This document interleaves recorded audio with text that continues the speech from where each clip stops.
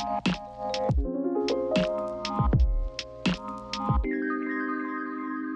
right, we are continuing our series on Jesus, the letter Jonah. So I wanted to start off by doing a little bit of a recap question from last week to try to pop back up. So last week, we looked at a lot of the contrasts between what God told Jonah to do, and then what Jonah actually did. Verse 3. What, if you get to remember, what did those contrasts tell us about?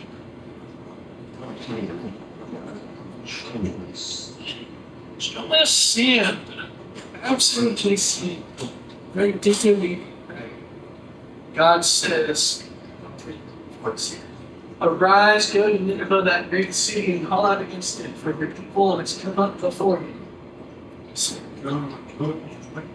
That's exactly right. He picks up, and instead of going across the land to the northeast, he goes south to Joppa, and then he goes decidedly west in the road out to Tarshish. So he not only disobeys, but disobeys the most opposite way that can make it so. Absolutely. If you can't see yourself in the story, you look a little closer, because it is definitely needs to be near back on ourselves. The whole thing, and I think we'll continue to see that as we go through this summer. Absolutely. I think the only other thing that highlighted in Jonah is that he was choosing to be a very self-reliant person rather than a God-reliant person. Meaning, he decided to determine right and wrong in his own ways rather than allow God to dictate to him what was right and what was wrong. When he was told to go to Nineveh, Jonah decided to go into Nineveh very wrong, because that would benefit my enemies, that would benefit Israel, and clearly so I'm not going to go to Nineveh. He chose to instead rely on his own understanding of what that was. So this week, we're going to kind of have a little bit of a there's a chance it was a little similar. We'll see exactly what his motivations are once we get to chapter 4, because he'll actually spell it out for us. He gives you the explicit, this is why I didn't want to come here, God. So stay tuned. Quoted that line where he said, never had to start Jonah. That makes my whole week right there. Amazing. Like, I went to Bible college to become a pastor to teach the Bible, but if you teach a little bit of adventures along the way, I guess it's not all bad. So as long as it doesn't outmeasure what you're teaching about the Bible, I guess that's a good thing. We're going to be continuing in Jonah, so if you have a Bible, find your way over to Jonah. We'll be starting in verse 3. Don't be alarmed that we're taking a slight step back to grab verse 3, because we're going to be covering all the way through verse 16 today. So if you're worried that it took us 2 weeks to get through 3 verses, fear not. We are here, and we are moving. Until next week, we may not only be doing one verse. We're making it through it, taking it patiently. This is Jonah 1, 4 through 16. I'm going to go ahead and read it for us. This is from the ESV version. The evident version of Shane. Follow along as well. But Jonah rose to flee to Tarshish in the presence of the Lord. He began a job on the ship going to Tarshish. So we paid the Bereans to go with them to Tarshish and paid for the presence of the Lord. But the Lord hurled a great wind upon the sea, and there was a mighty tempest on the sea, so that the ship threatened to break up. Then the mariners were afraid, each cried out to his God, and they hurled the cargo that was in the ship into the sea to lighten it. But Jonah had gone down into the inner part of the ship, and had lain down and was fast asleep. So the captain came and said to him, "What do you mean, you sleeper? Arise, call out to your God. Perhaps the God will give a thought to us that we may not perish." And they said to one another, "Come, let us cast lots, that we may know on whose account this evil has come upon us." So they cast lots, and the lot fell on Jonah. And they said to him, "Tell us on whose account this evil has come upon us. What's your occupation? Where do you come from? And what's your country? And what people are you?" And he said to them, "I'm a Hebrew, and I fear the Lord, the God of heaven, the sea and the dry land." Then the men were exceedingly afraid and said, "What what is this that you've done? For the men knew that he was fleeing from the presence of the Lord.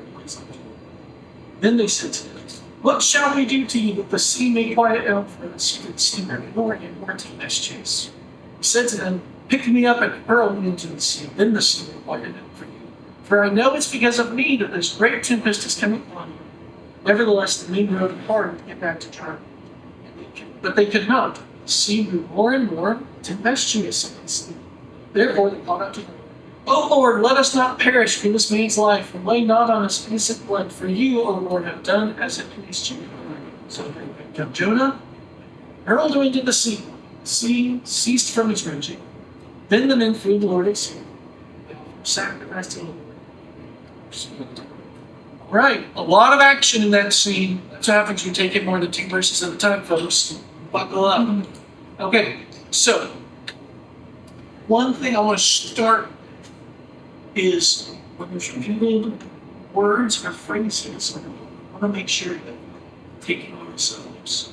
So, when we're talking verse 4, that the Lord hurled a great wind on the sea, it was a mighty tempest on the sea. That word continues to show up in this passage. And so it stands out to me. Your version might say storm, and then it also says tempestuous, same word, which your version might have storm. So continue to scroll through this with me here, and find about halfway down. Tempestuous. Great. And then there's one tempestuous against them. So you can see that there's 4 instances that a version of this word is used in a pretty short amount of scripture, which should stand out to us. It's meant to stand out to us. And when you look at this, you should start asking yourself, okay, so is there a significance to this word? Now, this is not a uncommon to be found in scripture. It's not an overload word. It shows up 24 times in the Old Testament. So if you think about how big the Old Testament is, it's a lot of words, and for this word to show up 24 times, and yes, it's more than 8, but it's still not just a tremendous amount. I want to show you guys 2 key instances that it shows up that seem to be relevant here. So they're not translated as tempest here, but they're translated as whirlwind. Same Hebrew word. Okay, so it's if we were Israelites reading this thing. So Job, this is at the end of the book of Job, after Job has kind of made his case and accusation against God, says, then the Lord answered Job out of the whirlwind and said, who is this that darkens counsel by words without knowledge? And that's what he says. He ran in the face of the So God appears to Job in this world. Now look at 2 Kings 2. It says, as they still went on, they is Elijah and Elisha. As they still went on and talked, behold, chariots of fire, horses of fire, separated from the two. Elijah went up by a whirlwind to heaven. Elisha saw it and cried, my father, the chariots and the chariots were standing and he saw them.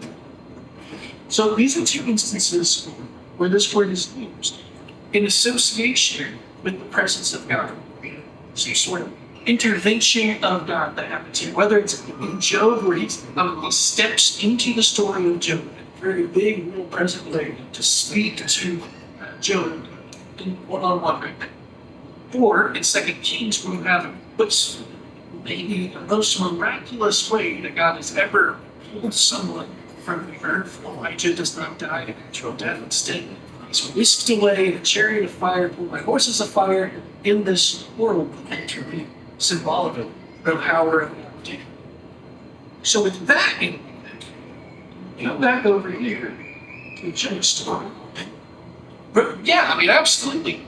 Now you get this idea for what type of a storm we see in the midst of the Mediterranean Sea. One, that it would be equated to a whirlwind, which is powerful, but more than anything, that it's attached to the presence and power. So I want to not highlight that because that's what's here. I want you guys to discuss at your tables.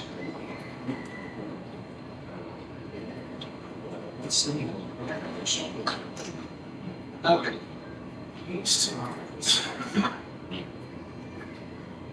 There it is.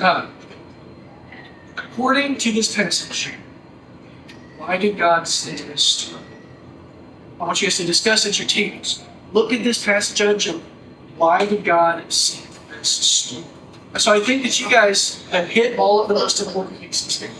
That we've talked about the fact that it was, I'm an eavesdropper by nature, as you guys know. So Jeff, right? So I heard Jeff say earlier, it's because Jonah disobeyed. Obviously, he was being disobedient to God, which is what initiates God sending the storm. If Jonah doesn't disobey, there wouldn't be a reason for him to send the storm. I think that is the starting point, and I think you guys highlighted it with that verse out of verse 12. For it's because of me that this great tempest is coming upon. Jonah doesn't say it's because I disobeyed, but he's at least halfway there, right? Which is great. He's clearly aware of what's happening. See, like you guys highlighted, threaten to break the ship up. Not to break it up, but to threaten to break the ship up in order to bring about the conversations, like you guys said. I think it's the that it not only is for the benefit of Jonah, but also to the benefit of the sailors. Absolutely. When we look at this and say, so Jonah disobeyed, that's what initiates the storm. What's not clear to us is whether this is God doesn't give us the exact intentions of the heart, whether this is judgment or correction, intervention. We know how he ends up using it if we were to continue bringing it forward, but it doesn't explicitly tell us why he sent it. But what we do know is that this is a reaction to Jonah's name. That is clear. It's a reaction to Jonah's name. Okay, so lock that away. Reaction to Jonah's name. And I want to play a game with you. Games are back, folks. I'm not just doing whiteboards anymore. Okay. So, have you guys ever, these come across my social media all the time. It's the emoji games. So they've got all of these emojis. And the idea is, so each line of these you just string together. So, for instance, you have these three right here. Those three elements would tell you, what should indicate you and point you to a story. And I'm going to tell you guys, all of these have to do with classic fairy tales. Okay? So we'll work on them together. Let's go from the top. So here's your top one up here. What fairy tale? Princess and the Pea. You guys are so good. Next one. Absolutely. Absolutely. Then the next one. Yeah, that was good. I'm going to zoom in a little bit more. Yes, absolutely. Yep, Cinderella, you got it. Absolutely. Some boots. I wondered if you guys were going to get that one. I was like, you got a movie deal. But, yeah, good job. Okay, so next underneath that.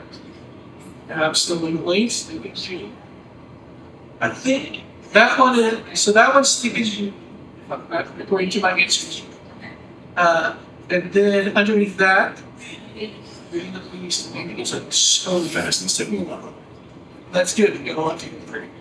Okay, underneath that, this was like oh, very nice. Very nice.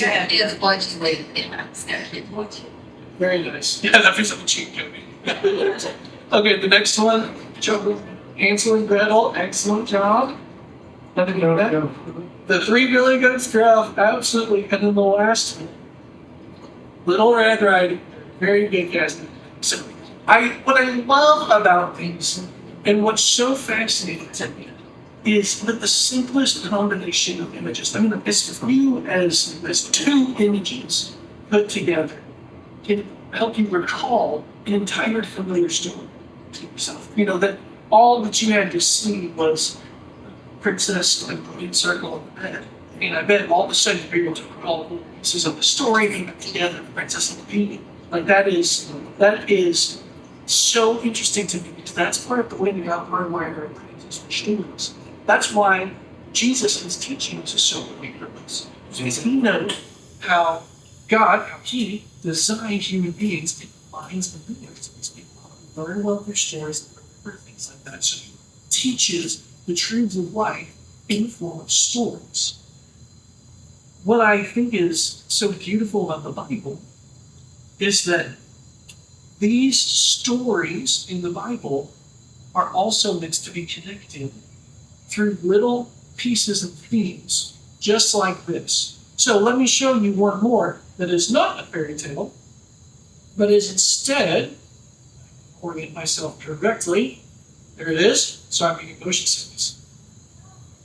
So we've got a boat and rain and a dove, which would be Noah's Ark. You guys nailed it. What I haven't told you to this point is what the name of Jonah is in Hebrew. Jonah means dove.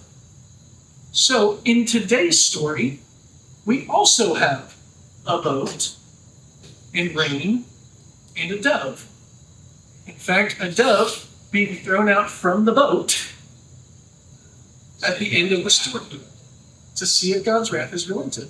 So I promise this is not me going crazy of trying to extrapolate different connections and whatnot.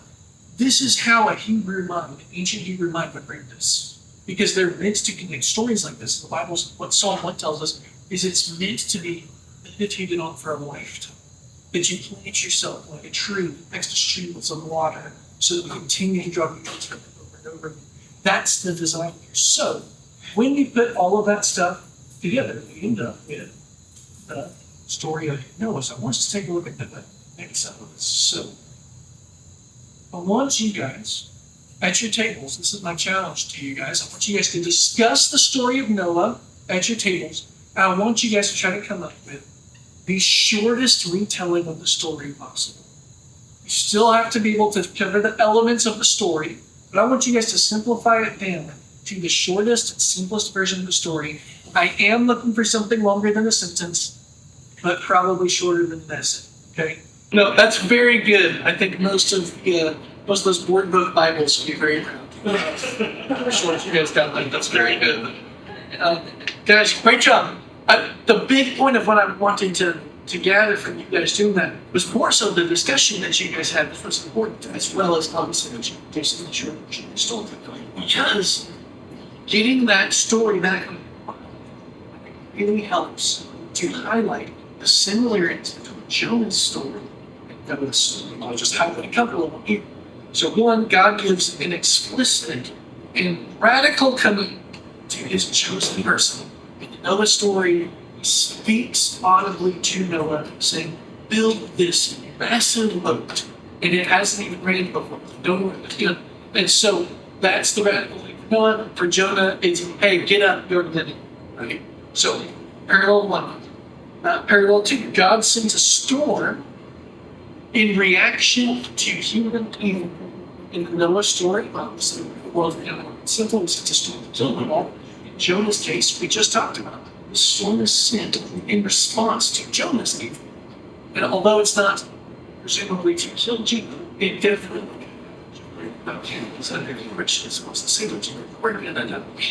so there's an powerful storm reaction to human evil.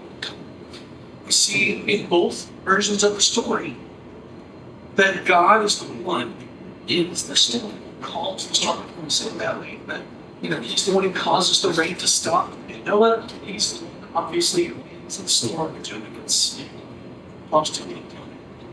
And then those who worship God in that story are delivered from the storm.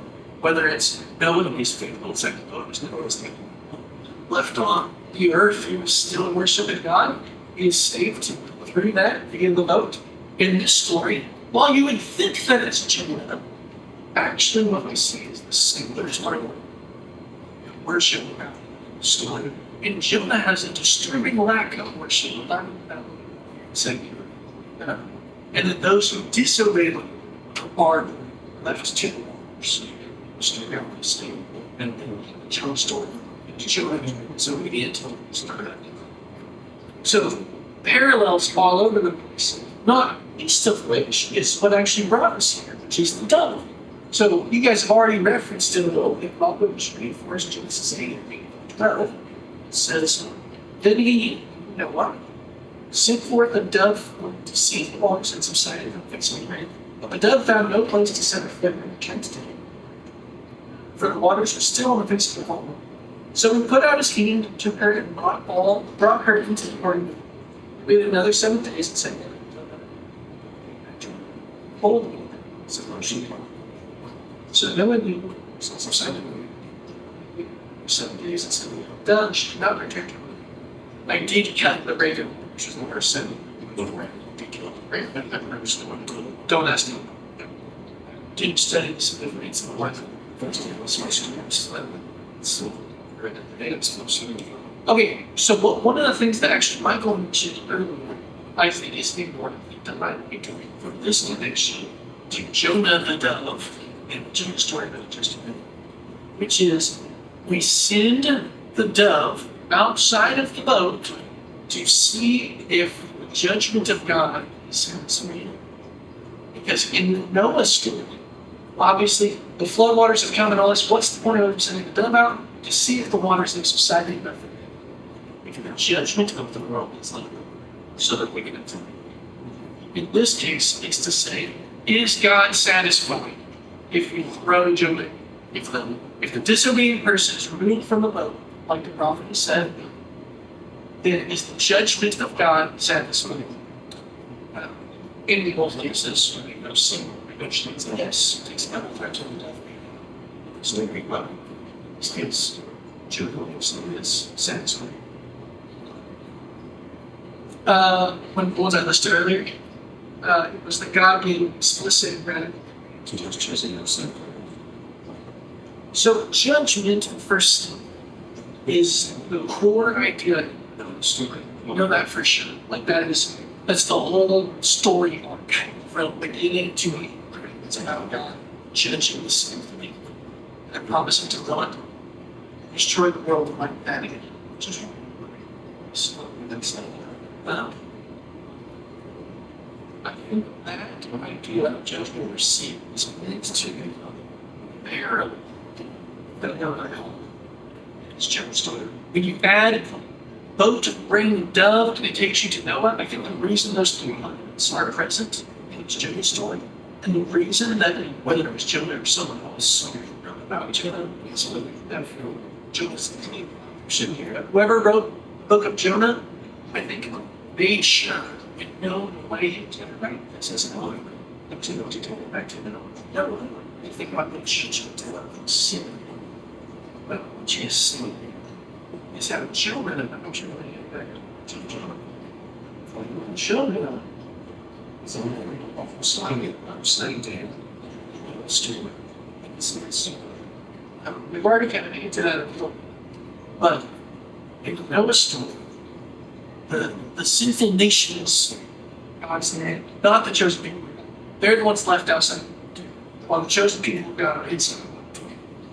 But in the Jonah story, it's these pagan sailors who are not considered to be the people of God are left inside. While personally, I was throwing outside, kind of turns the story. This would totally change the view of the ancient world. Because you see it in the Pharisees, the New Testament, all throughout the Old Testament.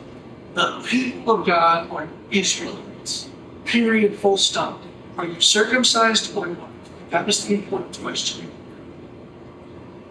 And they see all of a sudden, the parallels go back to the Noah story. They see God's being thrown out to the boat while the pagans get to stay inside. And the pagans worship the demon. And the pagans make vows to him. And the pagans cry out to him. And the pagans heed the word of the prophet. All of a sudden, all these Yahweh worshiping Israelites are like, hey, whoa, whoa, whoa, whoa! I thought we were the people of God. This story, and you're going to see this theme carried in the whole book, is meant to challenge the idea of who's the people. That's the point of it. That the people of God, the definition of that is meant to be expanded way beyond ethnic Israelites. And we see that not only taught throughout the Old Testament, as well as the we see it heavily emphasized by Jesus and the other apostles, or the apostles that served after. So I want to show you guys just a snippet We'll talk this today.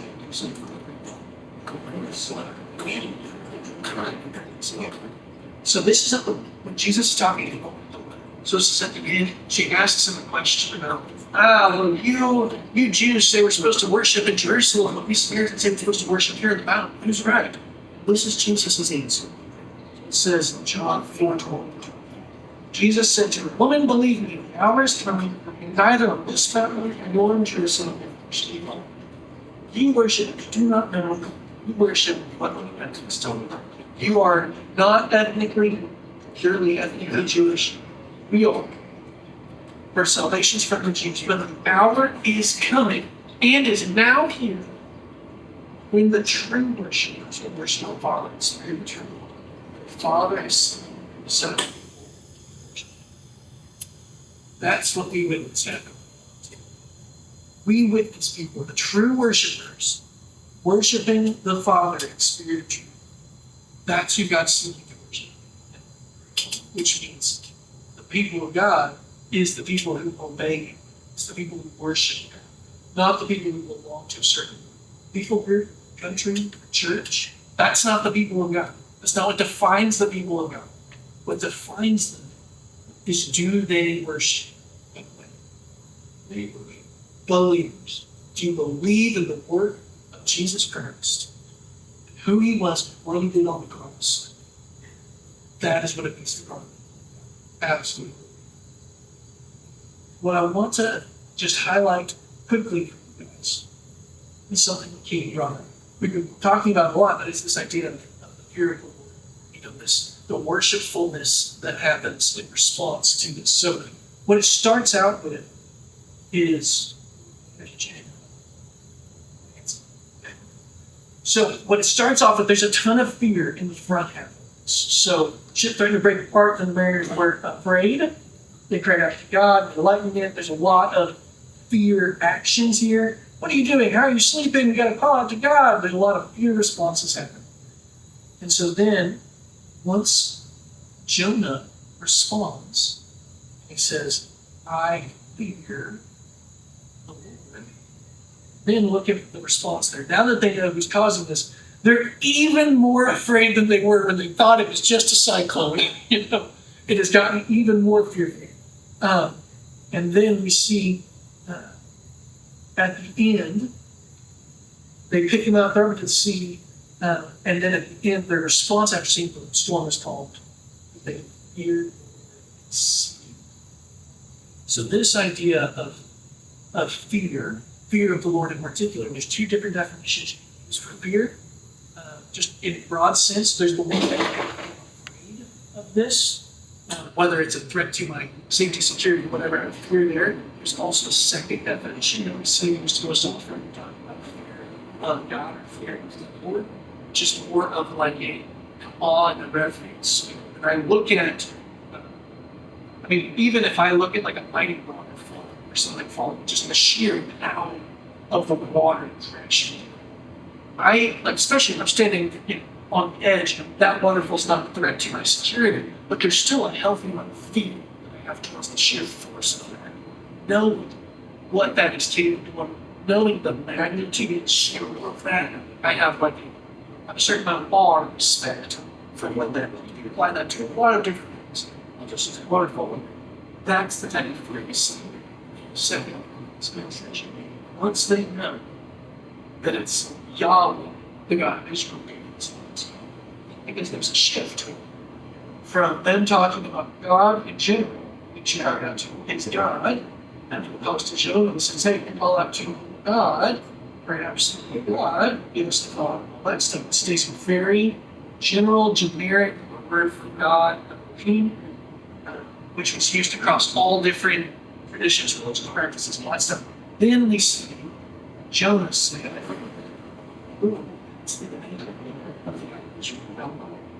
doesn't stop there.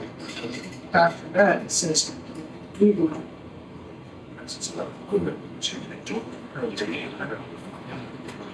have a part of the conversation. And now, both of them will say the truth. So here, to other gods, Oh, no, it's not actually next week. Oh, Yahweh, he does it. Yahweh's made sacrifice to Yahweh. That's an overwhelming switch. As soon as Jonah reveals it's Yahweh, they become worshipers of Yahweh. And in a big, like that is the question that Katie asked. Did Jonah fear the Lord yesterday when he got on the boat? I'm not fully convinced. Jonah fears the Lord. He says it to the sailors in verse 8. Verse 9 says, I'm not convinced he fears the Lord then. Because look at his actions to this point. You look at the sailors and you look at Jonah, who's displayed in the fear of the Lord. It's pretty one-sided in that. There's one other story that I think this connects to, so I'm going to take this to our course. We'll do one more round of emotion. Then you take sleeping boat, storm, and then sunshine. What other story? Jesus calms the storm. It was like pretty direct parallel. Which sins meant to do this better. Look at the Mark version here, also appears. Mark 4:35-34 says, on this day when Ethan went out, he said to them, I'm still across his name and their son, just as in Lisbon, on the roads. And a great storm arose, and the waves were breaking into the boat, so the boat was already full. But he, Jesus, was in the stern, asleep on the cushion. And they, the disciples, woke him and said to him, Teacher, do you not care that we're perishing? Woke him, rebuked the wind, and said to him, say, Peace, be still. Verse 21, he said to them, why are you so afraid that you're still in fear? They were filled with great fear.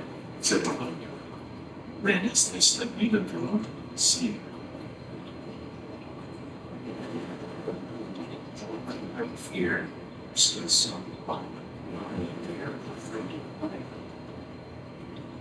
it's the same thing that happens to the other sailors.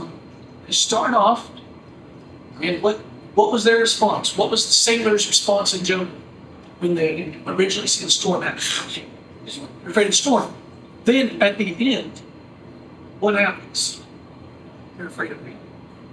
So we'll skip a couple of questions here. See what I'm talking about. But do you see the parallels here? And the parallels in their responses to it. Because what do the sailors do after the storm is over? We looked at a second. They worship God, absolutely. They're calling out to God, they're praying, they're making vows, they're making sacrifices, all that stuff. Worshiping God.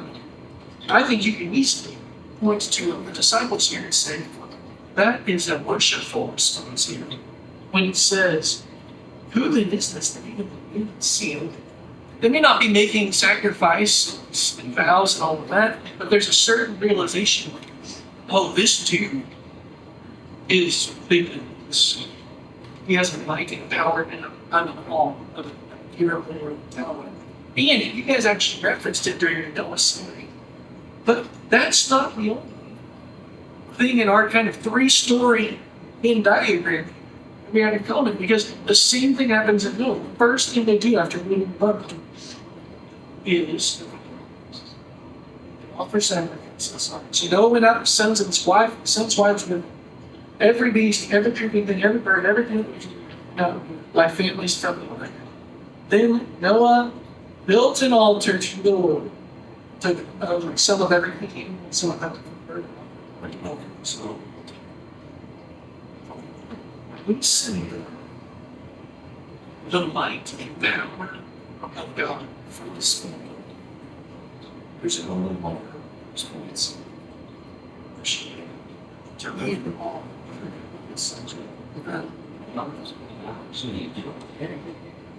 We said offering vows, power, and give sacrifices. Yeah, absolutely. But it's a significant. This is a significant transformation that you see. They may not be. We don't know if they entered into like the covenant people or anything like that. But definitely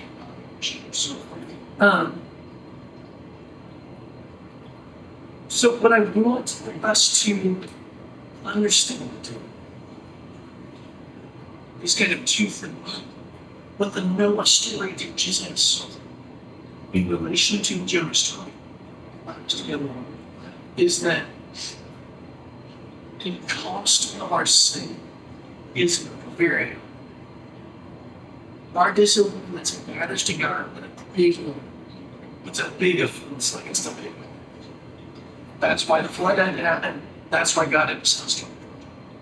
Because our sin is a big deal.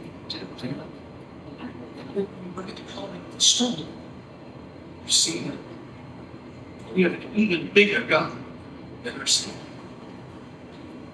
Because that storm was never outside the control of God. He was big enough to send the storm because of the sin, and he was big enough to calm the storm. His judgment was satisfied. And in this case, Jesus is big enough to just stand up and tell the storm, "You're not." It's over. So we understand what our sin deserves and how powerful our God is over that sin. Understand those two things. There's only one approach to these things, which is what you believe. Look at my life and look at the sin I have. Oh, that's not present. And what I know is going to be sin in my own future, I need to understand what that sin deserves. One last quick activity here. I put on your table a series of pictures. I want you guys to quickly, you guys have like literally 2 minutes to do this, speed round. Put them in order from smallest to largest. Okay, before I reveal the answers to you guys, the question is, why don't we always respond to the question to go? It's either because we don't have a proper understanding of how big our sin is, and how big the punishment is for our sins, and to understand how big our God is. So, how do we understand that better? Well, right here, perspective of those things. So, here's your order of the correct sizes. The ladybug is the smallest. That Statue of Liberty figurine is the second. The world's largest pencil is number 3. The chair is number 4. My Toyota Prius V is number 5. The gigantic life-size Transformer is number 6, and that massive coffee cup is number 7. How much easier would it have been to put those in order if you had something to compare it to, like those tiny people next to the giant coffee cup? They're all regular sized people. Or that hand holding the figurine, or this regular pencil, which is the big pencil. Like, when you don't have the right perspective to relate either the size of God to the size of your sin, maybe you say, "Oh, my sin's so small, I don't need God to save me from my sin." And when you've misunderstood how small your sin is, which then has made your God very small to you. And sometimes you struggle with, "Oh, my sin is so big, God could never forgive me." But there's no way possible. But you forgot to bigger than God. So you need to have the right perspective. And how do we do that? We need the right perspective of your sin. It's just confess your sins to God. Free from your sins and take away off on the shame. So we apologize to the people we've sinned against. That's excruciating to me. And even if that other person is equally wrong or even more so, we would apologize to them. But just like the Christ has told us to go into the water, to be see those. How do you get right perspective on how big our God is? You talk to him. You read his word as you read into his understanding. You take time to pray to God, confessing your sins, meditate on his words, obey his words. That's how you get a right understanding, just like the sailors did, just like the disciples did. You get a right understanding of big God is going to experience God first time. I get it.